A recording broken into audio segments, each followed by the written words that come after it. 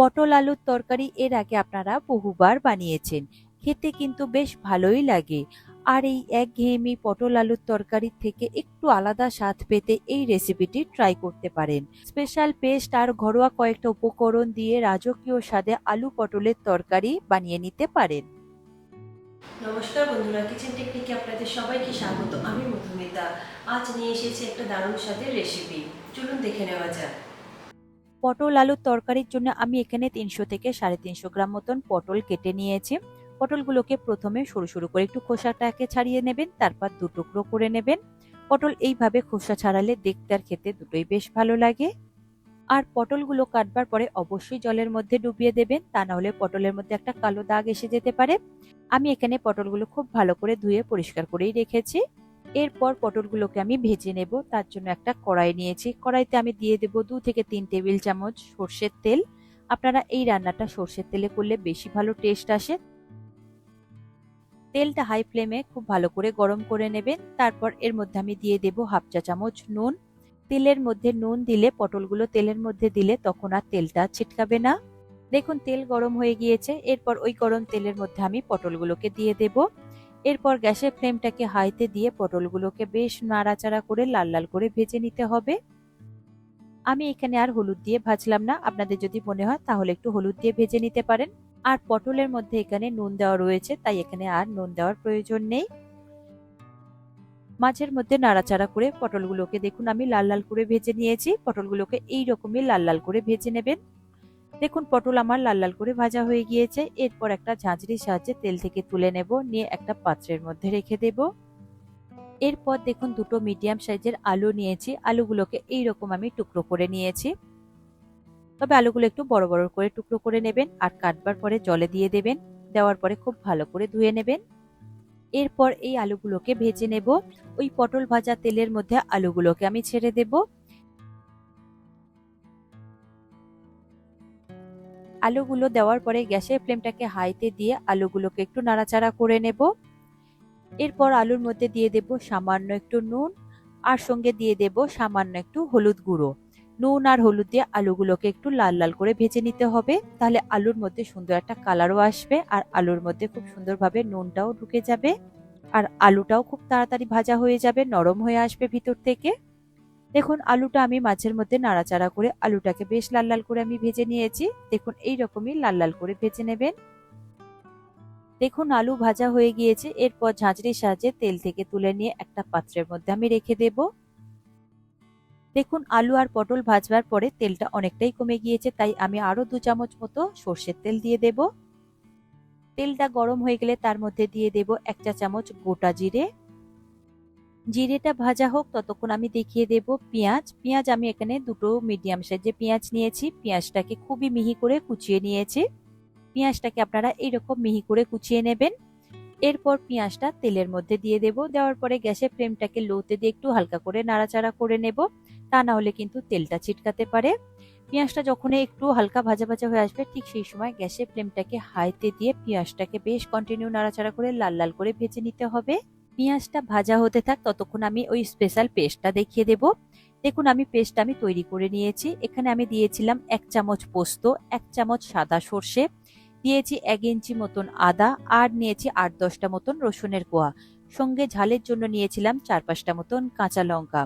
সবকটা অল্প করে জল দিয়ে খুব ভালো করে একটা পেস্ট তৈরি করে নিয়েছি। আপনারা চাইলে মিক্সিং জারে দিয়ে করে নিতে পারেন কিংবা শিলপাটাতে, তবে এটা আমি শিলপাটাতেই বেটে নিয়েছি।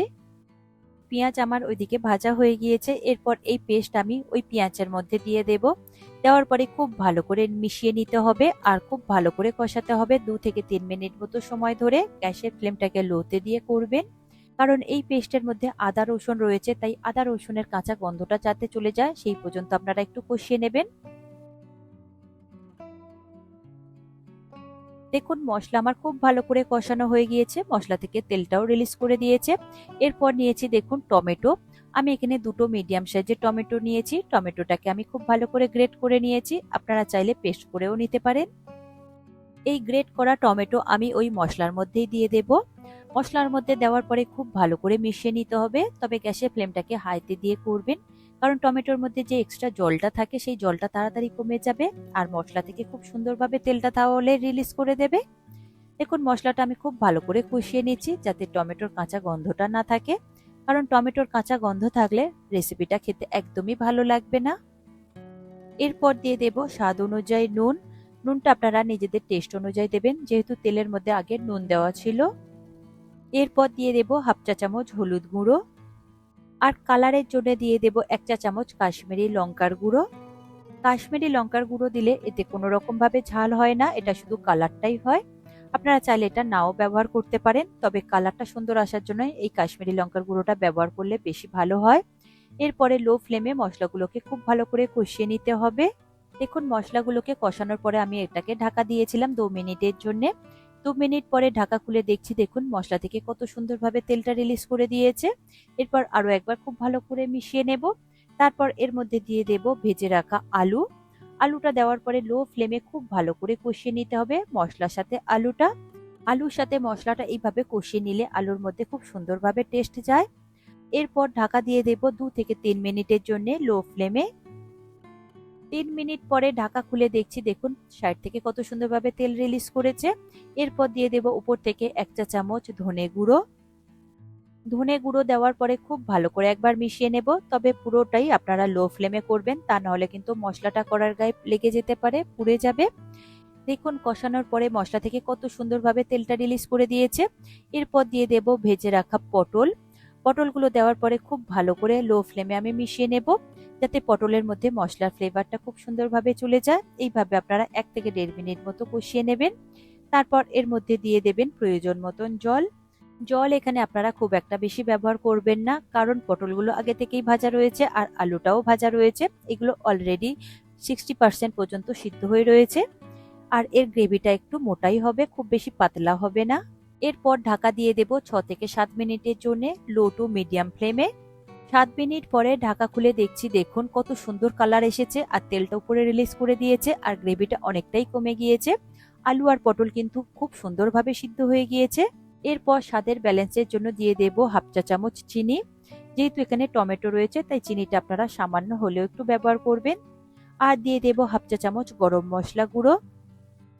এরপরে খুব ভালো করে একবার মিশিয়ে নেব, তারপর গ্যাসের ফ্লেমটাকে বন্ধ করে দেব, দিয়ে 3-4টে মতো কাঁচা লঙ্কা চেরা দিয়ে দেব উপর থেকে।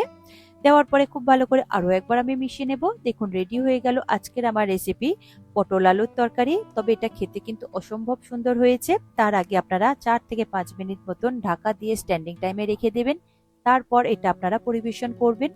দেখুন আমি একটা বোলের মধ্যে এটা পরিবেশন করে নিয়েছি, তবে এটা আপনারা ভাত, রুটি, পরোটা, পোলাও যে কোনো কিছুর সাথে খেতে পারেন, খেতে কিন্তু অসম্ভব সুন্দর হয়েছে। একবার হলো এইভাবে বানিয়ে দেখবেন আর আমাকে কমেন্ট করে জানাবেন যে কেমন লাগলো। একঘেয়েমি পটল আলুর তরকারি থেকে সম্পূর্ণ আলাদা স্বাদের হয়েছে, দেখে মনে হবে যেন আপনারা রেস্টুরেন্ট থেকে অর্ডার করে খাচ্ছেন। আর এর টেস্ট আর ফ্লেভারটা এতটাই সুন্দর এসেছে যে দেখে মনেই হবে না যে আপনারা এটা ঘরে বানিয়েছেন, মনে হবে যেন এটা রেস্টুরেন্টের তৈরি খাবার। আশা করি আমার আজকের এই রেসিপি আপনাদের ভালো লাগলো। ভালো লাগলে এইভাবে একবার অবশ্যই বানিয়ে দেখবেন, আমার মনে হয় আপনাদের সকলেরই ভীষণ ভালো লাগবে। ভালো লাগলে কমেন্ট করে অবশ্যই জানাবেন, আর সাথে লাইক শেয়ার করবার অনুরোধ রইল, আর চ্যানেলটি সাবস্ক্রাইব করে নেবার অনুরোধ রইল। আজ তাহলে এই পর্যন্ত, আবার অন্য কোনো দিন হাজির হয়ে যাব অন্য কোনো রেসিপির সাথে। সবাই ভালো থাকবেন, সুস্থ থাকবেন, আর ভিডিওটি পুরো দেখার জন্য অসংখ্য ধন্যবাদ।